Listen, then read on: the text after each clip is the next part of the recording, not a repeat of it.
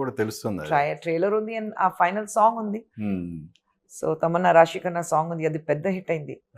ఇప్పుడు first 2 ఫ్రాంచైజీల్లో Hansika, yes సెకండ్లో Trisha enter అయింది, ఎస్ థర్డ్కి వచ్చేతలకి రాశి. రాశికన్నా ఇందులో ఉంది, కానీ ఇందులో తమన్నా యాడ్ అయింది. అంటే ఏంటి అసలు మీ స్ట్రాటజీ ఏంటి? స్ట్రాటజీ ఏం లేదు, ఎందుకంటే సబ్జెక్ట్ డిఫరెంట్గా ఉంది కదా. ఇప్పుడు first to second, second to third ఆ సేమ్ క్యారెక్టర్స్ మాత్రమే పెట్టుకుని ఆ ఫ్లోలో వెళ్తే సేమ్ క్యారెక్టర్స్ మీకు ఉండాలి, కానీ అలా కాదు. Every subject is completely different from the previous one.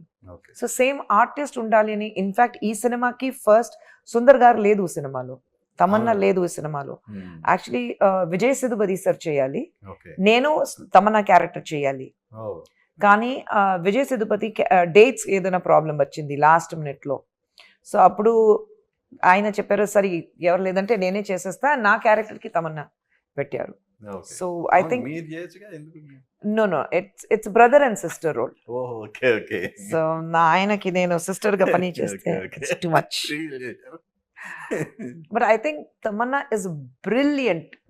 What ever happens for the best చెప్తారు కదా. I think Tamannaah is the best thing that he's happen to back.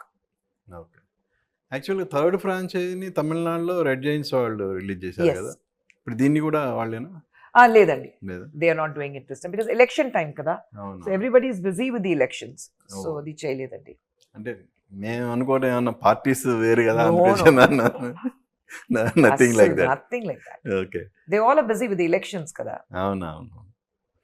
So okay, elections